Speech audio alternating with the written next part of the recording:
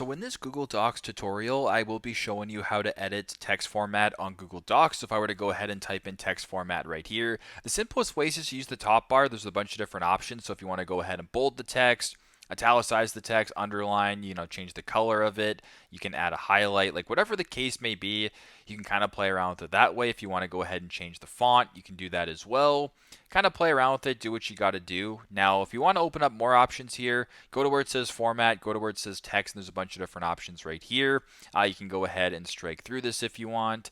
If you want to go ahead and change the size, the capitalization, make it all uppercase, like whatever the case may be, you can kind of play around with it that way. So you can go to format text right here and format it how you want. If you want to add superscript or whatever, and if you want to go ahead and reset it, you can go ahead and press clear formatting right there, and it'll get back to normal just like that. So pretty simple, pretty straightforward. That is how to edit text format on Google Docs. Thanks again for watching and hope this helps.